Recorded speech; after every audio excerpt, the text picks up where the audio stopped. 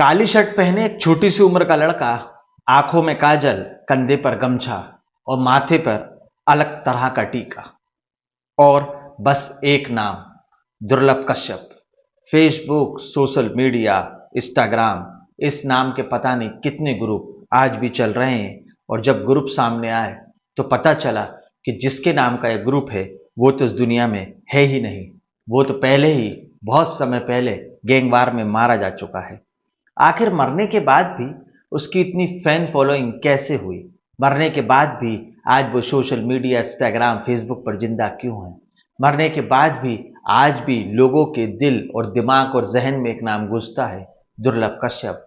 जब जब उज्जैन की बात आती है, जब जब दुर्लभ कश्यप का नाम लोगों के दिमाग में गूंजने लगता है। नमस्कार, आदाब, सत श्री अकाल। आप देख रहे हैं प्रदीप स्टोरी, और आज की इस वीडियो के माध्यम से छोटी सी उम्र के गैंगस्टर दुर्लभ कश्यप के जीवन और अंत की कहानी को समझने की कोशिश करेंगे और जानने की कोशिश करेंगे कि क्या था पूरा मामला, क्या थी पूरी कहानी। पर वो बोलते हैं कि बुरे काम का बुरा नतीजा। समझने की कोशिश करते हैं कि आखिर उसके साथ ऐसा क्या हुआ और क्या थी इसके पीछे की वजह। उज्जैन में कश्यप नाम चलने की वजह क्या थी, इस वीडियो के माध्यम से हम समझने की कोशिश करते हैं। सन 2018 का समय था। 2 महीने सिर्फ चुनाव में बचे थे।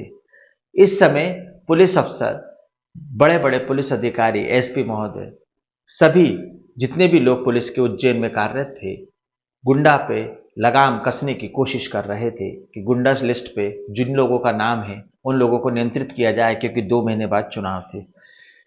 इसी में एक प्रेस कॉन्फ्रेंस की जाती है और उस प्रेस कॉन्फ्रेंस से एक वीडियो वायरल होता है। और जब वो वीडियो वायरल हुआ तो किसी की जिंदगी पूरी तरह पलट कर ही रह गई। वीडियो वायरल होता है और वो जो वीडियो वायरल होता है वो किसी के वायरल होने का दिन था। दुर्लभ और उसके साथी पुलिस की गिरफ्त में खड़े थे। पुलिस अधिकारी अपनी प्रेस कॉन्फ्रेंस कर रहे थे। कोई नहीं जानता था कि दुर्लभ कौन है, क्या है और कहां से है। तभी एक पुलिस अधिकारी से एक पत्रकार ने पूछा कि साहब, दुर्लभ कश्यप है कौन? तभी एक छोटी सी उम्र, जिसकी उम्र 18 साल से भी कम थी, वो लड़का जिसके सारे कपड़े फटे हुए थे, अपना हाथ उठाता है और बोलता है, मैं हूं दुर्लभ कश्यप। वही दिन था दुर्लभ कश्यप के वायरल होने का। दुर्लभ कश्यप का नाम पहली बार मीडिया के सामने, लोगों के सामने आया। उसके दोस्तों पर और उस पर एनएसए की कार्रवाई कर दी गई और सभी को अलग अलग सूबों की जेल में भेज दिया गया। एक साथ सभी को नहीं रखा गया। दुर्लभ जबलपुर में रहा। 2019 में माननीय उच्च न्यायालय में उसने अपनी जमानत लगाई। वहां से आदेश पारित होते हैं और उसे बाल सुधार केंद्र भेज दिया जाता है, क्योंकि उसकी उम्र उस समय 18 वर्ष नहीं थी। 2019 के बाद सुधार केंद्र से दुर्लभ बाहर आया। दुर्लभ का एक दोस्त था, राजदीप मंडलोई, जिसने इंदौर में एक फ्लैट किराए पर लिया। वहीं से योजना बनानी चालू की और वहीं से अब गैंग को आगे बढ़ाना था। पर यह सब कुछ इतना आसान नहीं था। पर दुर्लभ की किस्मत ने उस समय दुर्लभ का साथ नहीं दिया। लॉकडाउन लग गया और दुर्लभ और उसके सारे दोस्तों को उज्जैन वापस आना पड़ा। सितंबर 2020 में लॉकडाउन खुला। अब वो दिन आ गया था जिस दिन दुर्लभ का आखिरी दिन था। दुर्लभ ने अपने दोस्तों को घर पर दावत के लिए बुलाया, खाने पीने का सारा इंतजाम किया।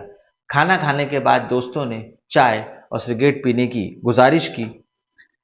सब दूर बाइक से ये लोग घूमे, पर सारी दुकानें बंद थीं। तभी एक दोस्त ने कहा कि मैं हेलावाड़ी इलाके से आ रहा हूं, वहां पर एक दुकान है जो 24 घंटे खुले रहती है। हेलावाड़ी इलाके में एक गैंग उस समय बहुत सक्रिय था, जिसका नाम था कुत्ता कमीना चीज, शॉर्टकट में कहें तो केकेसी। अब उस दुकान का जो मालिक था उसका नाम था अमन उर्फ भूरा, और जो केकेसी गैंग के लीडर रमीश का भाई था। रमीश और उसकी गैंग ने ही दुर्लभ को 30 से अधिक बार चाकू मारे थे और दुर्लभ की अर्धनंगी लाश पुलिस को वहां पर मिली थी, घटना स्थल पर मिली थी, और उसके शरीर पर 30 से अधिक चाकुओं के निशान थे। अब दुर्लभ की शव यात्रा सोशल मीडिया पर वायरल हो गई। उसकी शव यात्रा में इतने लोग थे जितना लोगों ने सोचा भी नहीं। लाइव चलाया गया। जो लोग उसे नहीं भी जानते थे वो भी दुर्लभ को जानने के लिए उत्सुक होने लगे।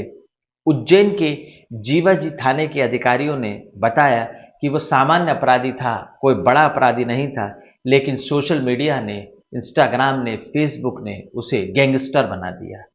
सवाल अब आपके मन में है कि जो आप वीडियो देख रहे हैं, उन सब के मन में भी ये सवाल उठ रहा होगा कि उसके नाम में कुख्यात जुड़ा तो जुड़ा कैसे। एक छोटा सा लड़का जिसकी उम्र मात्र अभी 18 साल से भी कम थी, 18 साल के होते होते वो कुख्यात बन गया, एक बहुत बड़ा गैंगस्टर बन गया, और जिसके नाम की reel social media, WhatsApp, Facebook पर चलने लगी। आखिर क्या थी इसके पीछे की वजह? तो साल 2001 में दुर्लभ कश्यप का जन्म हुआ। पिता मनोज और मां के अच्छे संबंध नहीं थे। उज्जैन के नामी ग्रामी स्कूल में दुर्लभ पढ़ा करता था। 10वीं कक्षा आते आते वो एक नई रास्ते पर निकल चुका था। 10वीं के बाद लोग अपना सब्जेक्ट चेंज करते हैं, दूसरा विषय लेते हैं, पर दुर्लभ ने तो अपनी जिंदगी ही चेंज कर दी थी। 10वीं में वो फेल हो गया। फिर समय आया 2016 के सिंहस्थ का। लोग कुंभ में डुबकी लगा रहे थे। यहीं से दुर्लभ कश्यप के एक नए जीवन की शुरुआत होती है। हर साल 26 जनवरी को 2 पहिया बड़ी वाहन रैली वो निकालता, जिसमें अपना शक्ति प्रदर्शन करता। उससे जुड़े हुए सभी लड़के उस रैली में रहते। खाने पीने का इंतजाम दुर्लभ करता। 26 जनवरी पे उसकी जगह जगह पोस्टर लगते। अब स्थानीय मेल जोल उसने बढ़ाना शुरू कर दिया था।